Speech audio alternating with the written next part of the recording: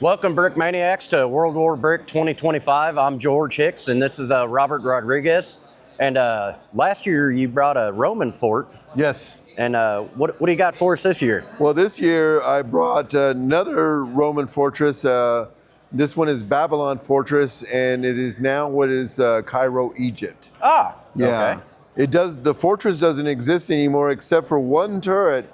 And coming over here, I'm not sure, based on history, because no one knows for sure, is it the north fortress or north turret or south turret is now a Christian Orthodox church. Oh, that's interesting. Outside of that, the only thing that's known about the fortress is that the two turrets here at the mouth of the canal and the two turrets at the north end of the canal, everyone knows those existed along with the drawbridge, but nothing else anybody knows about. And so what's depicted is just one interpretation of what could have been the fortress. Ah, that's interesting. What was the thought process when you wanted to lay this out? How did you come up with some of the... Well, actually, there was a YouTube video about Babylon Fortress, and that's where I got a lot of my information. And their animation of the fortress with the buildings and structures were clearly defined where I could mimic them. But what I did was I did my own style of it, and mine looks different than theirs, but they're kind of laid out in the same directional space, I guess, for lack of a better term. Ah, interesting. Tell us about some of these buildings. Is interiors, I'm assuming? Yes. This section here, the smaller section, is what I call the military district, where all the Roman soldiers live, along with the governor general, also the Principia, which is the headquarters, and the governor general's residence, which is the Praetorium. Ah. And so we can look at some of these roofs over here. I can take off some of the roofs. Like these two shorter buildings are the barracks. So I'll take off one of the roofs of the barracks. And so you can see inside that where the Roman soldiers sleep. And, you know, they're crammed into there. And in Lego scale, 15 to 1 room, that's a lot. That's pretty crowded in Lego. Yeah, and in Lego it's pretty crowded. But I'm sure those buildings could have housed more. But again, we don't know what the barracks look like. Yeah. And then this other building here is where the 2 centurions or the soldiers' commanding officers live. And you'll see that the building is, or the room is rather Spartan, which is typical of Roman living, so to speak, or soldiers living, so to speak. So you have that. And then the next building is the actual Principia, which is the headquarters.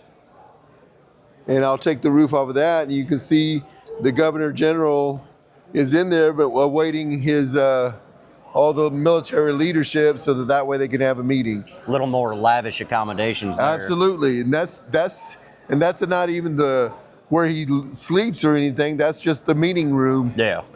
For the headquarters. And below that, what I'm going to do is I'll remove this tree here so I can pull off the top floor.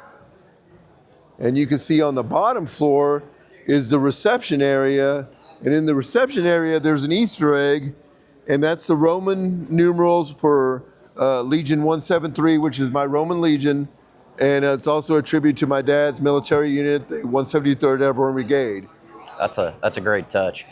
Along the walls here, you got quite an interesting cobble pattern, maybe? It's actually like a brick walkway. Yeah. And so I had to use a lot of ingot pieces along with 1x1 tiles.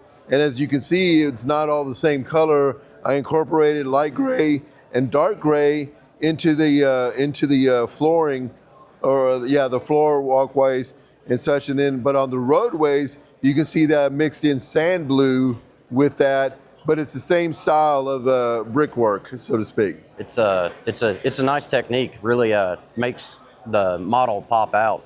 Is there anything else you want to talk about while we're Sure. here? We'll talk about the Praetorium, which is the Governor General's residence, and the top floor is basically his apartment, where he has his bedroom and lounge area where they stay at, and you'll see my sig fig in there, along with my wife's sig fig, just kind of hanging out in the private residence.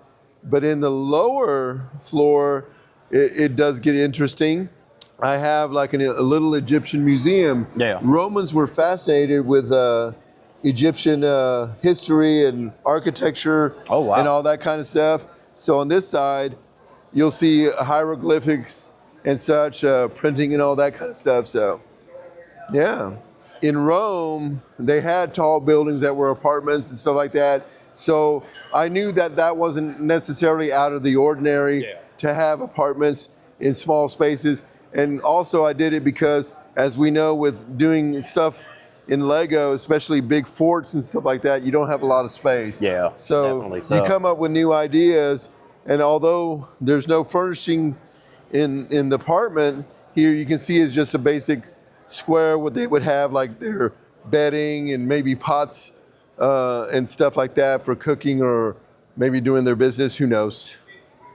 So these are apartments, and there's 4 apartments over here, and you can see a little family enjoying themselves. Their son riding the horse, rocking horse there. That's a nice touch. Right, and then so I thought I wanted something like that to break up the military part of it, rather and have it a mix of everything, because Babylon Fortress was really a big trading port, so to speak.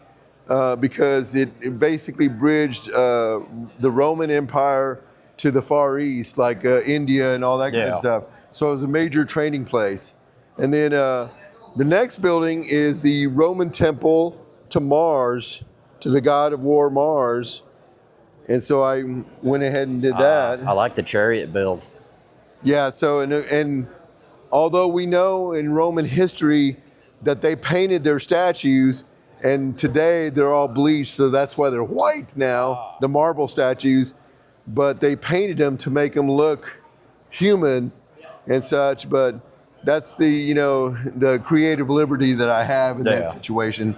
That's a wonderful thing about Lego. You could be a little artistic freedom. Right. And then so the next building or the next structure is the Victory Arch, as I call it. But then you'll see 2 Easter eggs. One is Dalek from Doctor Who, I believe, decided to make an appearance. I believe a certain British collector decided to deposit him into the Roman build.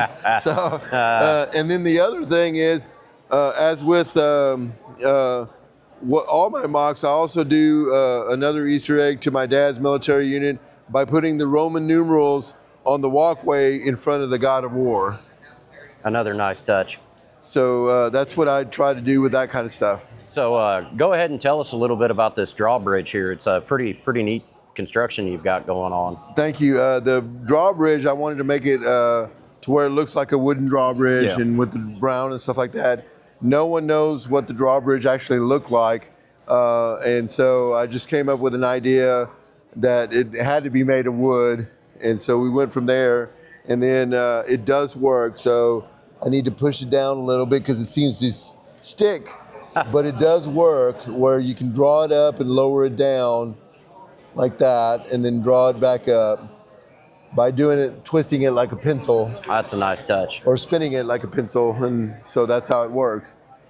And then, so going back to where we were originally before you asked about the bridge, this is more of the commercial district where you still have apartment buildings over here, but these are retail. Like this one is a retail, like a bazaar kind of thing. So nice little market area. Yes, and so this is like their Walmart where they're selling carpets, alcohol, and swords and weapons. So it's got to be a Walmart. It's a one-stop shop. Yep, there you go.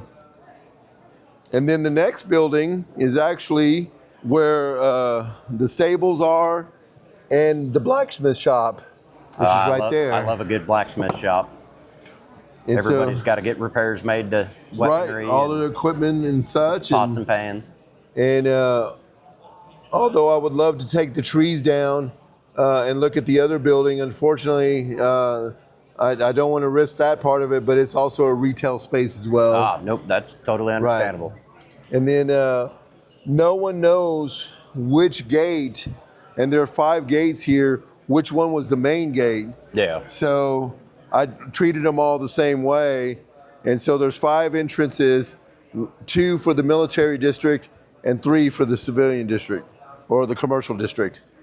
And over here, these buildings could be interpreted as bathhouses, like a Roman form of a restaurant, all that kind of stuff. And then the taller buildings are the granaries or the warehouses where they stored the imported products and exported products where they're ready to go. And as you can see, I have 3 boats, 3 river boats that are, one is in process of being loaded or unloaded, and the 2 are underway, so to speak. And I see you've got some crates of goods, some bananas here, looks like some fish. Yes.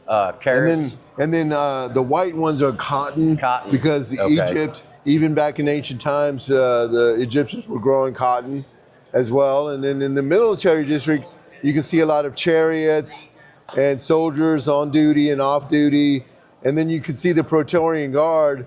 The story behind the Praetorian Guard for this build is they're coming after my sig fig because I'm not supposed to be in there. Or they could be after the Dalek, after somebody reported, hey, there's something new that's not supposed to be there and such. So strange things afoot in Babylon. Right. And this is, and like I said, it all became Cairo, Egypt.